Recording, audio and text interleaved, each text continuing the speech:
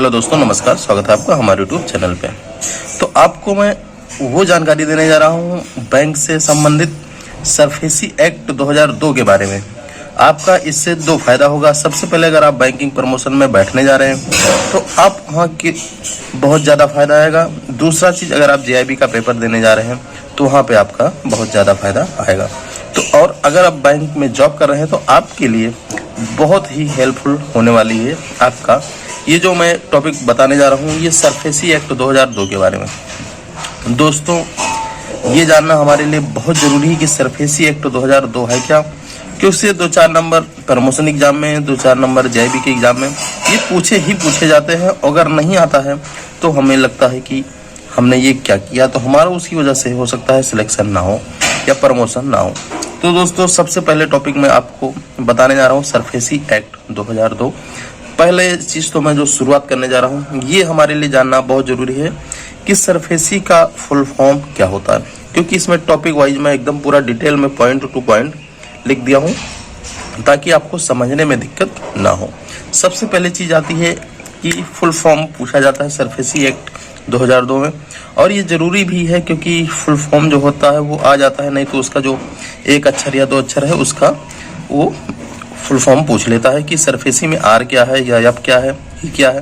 तो ये जानना बहुत ज़रूरी है। चलिए दोस्तों, मैं शुरुआत करता हूँ। तो सरफेसी एक्ट, तो इसका जो फुल फॉर्म आप देख लीजिए, सिक्योरिटाइजेशन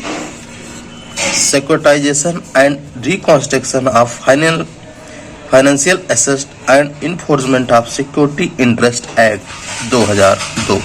तो दोस्तों, ये जो सिक्योरिटी इंटरेस्ट एक्ट है ये 2002 है, सरफेसी एक्ट। अब सरफेसी का जो यूज होता है वो क्यों होता है, ये जानना आपके लिए ज़रूरी है। इसका क्या करते हैं, जो NPA होता है, हम पॉइंट वाइज पॉइंट आपको हम इसमें बता देंगे। तो जो रिकवरी हो जाती है, रिकवरी तेज करने के लिए हम सरफेसी एक्ट का यूज करते हैं। जो NPA अमाउंट हो जाते हैं, NPA अमाउंट कितना हो जाता है ये भी मैं आपको बता दूंगा। तो इसमें जो सरफेसी कौन कर सकता है, ये बैंक को पावर दे दिया गया है कि आप सरफेसी का यूज कर सकते हैं। तो ये बैंक जो दिया गया है, पावर बैंक को दे दिया गया है। क्या करता है बैंक, इसमें जो चार्ज क्रिएट करता है हाइपोथिकेशन या मॉर्गेज का, ये जो बैंक क्या करता है, जो सिक्योरिटी चार्ज होता है ये बैंक क्रिएट करता है। पोजीशन आपका वो पोजीशन ले सकता है पोजीशन। उसके बाद क्या करता है, bank can sell the security without intervention of court. तो इसमें कोर्ट की जरूरत नहीं पड़ती है आपकी सिक्योरिटी को बेचने के लिए, इसमें कोर्ट की जरूरत नहीं पड़ती है। उसके बाद क्या करते हैं, bank can take over management of the company. वो आपकी जो मैनेजमेंट की कंपनी हो, बैंक उसका पोजीशन ले सकता है और वो टेक ओवर कर सकता है। उसके बाद क्या करते हैं, जो पावर दिया गया है चीफ मैनेजर या उससे एबव है, उनको सरफेसी एक्ट का पावर दिया गया है कि उसका आप यूज कर सकते हैं। अभी बात आती है कि कितने अमाउंट पर लागू होगा। तो NPA अकाउंट जो होना चाहिए वो 1 लाख से ऊपर होना चाहिए, तभी आपका जो सरफेसी होगा वो एलिजिबल होगा। और जो डॉक्यूमेंटेशन होगा वो विद इन लिमिटेशन पीरियड में होना चाहिए। उसके बाद जो लोन दिया हो, जैसे कि एक ही प्रॉपर्टी पे जो वो लोन है वो 2 बैंकों ने दिया है, तब क्या करते हैं, तो उस पर जो वैल्यूएशन होना चाहिए, वैल्यूअर होना चाहिए या लेंडर है बाय वैल्यू होना चाहिए, वो 60% से एबव होना चाहिए, तभी आपका जो ये सरफेसी है ये काम करेगा। अब कहाँ अप्लीकेबल नहीं है, सरफेसी अप्लीकेबल नहीं है। तो सबसे पहले, अगर 80% SARFAESI not applicable, if 80% of due amount has been paid, 80% से ज़्यादा अगर पेमेंट कर दिया गया है तो ये जो सरफेसी है वो काम नहीं करेगा।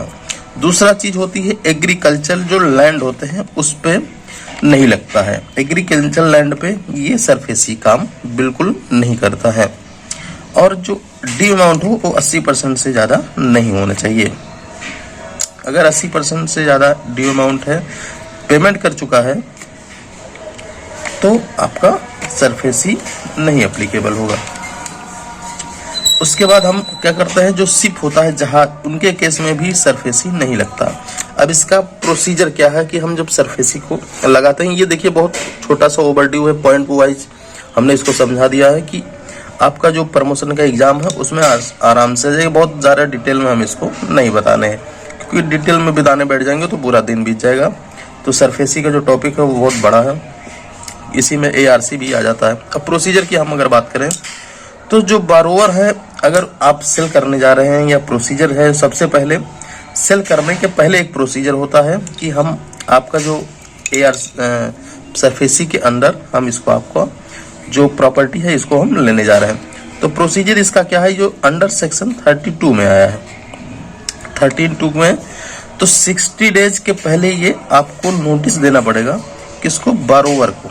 ये क्वेश्चन अभी आया था हाल ही में, एग्जाम में पूछा गया था कि जो 60 डेज के पहले है बारोवर को नोटिस देना पड़ेगा, क्योंकि जो ऑप्शन आते हैं एग्जाम में वो 15 दिन, 30 दिन, 45 दिन, 60 दिन, 90 दिन ऐसे करके आ जाता है, तो कन्फ्यूजन हो जाता है। तो इसमें 60 डेज नोटिस देना पड़ेगा बारोवर को, 60 डेज पहले आपको देना पड़ेगा। अब क्या होता है कि अगर बारोवर को कोई ऑब्जेक्शन है, बारोवर को कोई ऑब्जेक्शन है, तो बैंक को जो क्या करेगा, रिप्लाई करेगा 15 दिन के अंदर। अगर कोई बारोवर को ऑब्जेक्शन है तो बैंक क्या करेगा, रिप्लाई कर देगा 50 डेज के अंदर में। आपको रिप्लाई करना पड़ेगा बारोवर को। किसी बारोवर को कोई दिक्कत आ रही है तो 15 दिन के अंदर वो अप्लाई कर सकता है, बैंक को कंप्लेन कर सकता है, वो सेंड कर देगा कि हमें ये दिक्कत आ रही है। 15 दिन के अंदर वो भेजना पड़ेगा। आपने 60 दिन के पहले नोटिस भेज दिया 60 दिन का, उसके बाद वो 15 दिन के आपको रिप्लाई करेगा। और अगर आप किसी प्रॉपर्टी का या पोजीशन लेने जा रहे हैं तो आपको DM या कलेक्टर को इसमें इन्वॉल्व करना पड़ेगा, बिना उनके आप पोजीशन नहीं ले सकते हैं। और ये जो पोजीशन नोटिस होगा वो सेक्शन 30 के 4 में ये पब्लिश करना पड़ेगा कि हम 7 दिन पहले हम इसको प्रॉपर्टी को पोजीशन करने जा रहे हैं। उसके बाद दोस्तों, अगर आपको कोई दिक्कत आती है तो आप 45 दिन के अंदर आप DRT में अपील कर सकते हैं, लेकिन इसमें आपको डिपॉजिट करने की जरूरत नहीं पड़ेगी। तब आप 45 दिन के अंदर DRT में अपील कर सकते हैं। अगर आप DRT को क्या करना होगा, उसके बाद आपने अपील कर दिया तो DRT को 30 दिन के अंदर ये डिसाइड करना पड़ेगा। वो 30 दिन में डिसाइड करना पड़ेगा कि क्या करना है इसमें। उसके बाद क्या करता है, अगर कोई दिक्कत आती है, अगर मान लीजिए कि आपके फेवर में नहीं आया है, बैंक के फेवर में नहीं आया, फिर या बारोवर के फेवर में नहीं आया, तो क्या करता है, फिर 30 दिन के अंदर बैंक और बारोवर कोई भी DRT में 30 दिन के अंदर अपील कर सकता है। अगर बारोवर अपील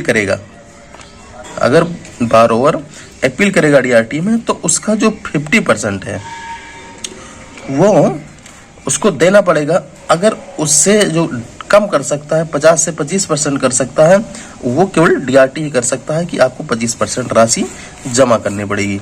दूसरी चीज आती है दोस्तों, उसके बाद सेल ऑफ सिक्योरिटी।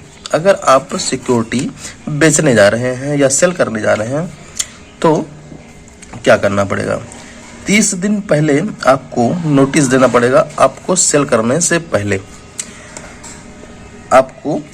पहले 30 दिन नोटिस देना पड़ेगा, 30 दिन पहले। अगर आप पब्लिक में लेने जा रहे हैं, आप पब्लिक में इसको ऑक्शन करने जा रहे हैं, तो 30 दिन के अंदर एक तो पेपर में देना 30 दिन के अंदर पहले नोटिस देना पड़ेगा। उसके बाद आपको न्यूज़पेपर में आपको छपवाना पड़ेगा इंग्लिश में, और दूसरा कोई भी लोकल लैंग्वेज या हिंदी का यूज कर सकते हैं। अगर जो खरीद रहा है उसको क्या करना है, 25% तो अमाउंट इमीडिएटली उसको पेमेंट करना पड़ेगा, और जो बचा अमाउंट है 75% वो 7 दिन के अंदर उसको पेमेंट करना पड़ेगा, नहीं तो कैंसिल हो जाएगा। उसके बाद अब क्या है कि जैसे कुछ लोग की शिकायत रहती है कि हमारा सर प्रॉपर्टी 5 लाख का है मान लीजिए, और बैंक वाले उसको 3 लाख में बेच रहे हैं, तो ऐसे नहीं बेच सकते। उसके लिए क्या करना पड़ेगा, बारोवर का कंसाइनमेंट लेना पड़ेगा कि हम इससे नीचे इसको बेच सकते हैं। तो ये हमारा जो टॉपिक है सरफेसी एक्ट, ये 2002, ये पूरा बहुत मिनिमम ही उसमें मैंने आपको समझा दिया है, बहुत ही कम समय में। आप हमारे वीडियो को लाइक करिएगा, शेयर करिएगा और हमारे चैनल को सब्सक्राइब करिएगा। और सरफेसी एक्ट से कोई दिक्कत होती है तो आप कमेंट बॉक्स में लिखिए, उसका सोल्यूशन किया जाएगा। ये बहुत हल्का सा ओवरव्यू है कि आप एग्जाम के तौर पे हमने इसको प्रमोशन के तौर पे या फिर जेबी का पेपर देने जा रहे हैं, तो ये आसानी से आपको सॉल्व हो जाए। तो इसी के साथ दोस्तों चलिए, धन्यवाद।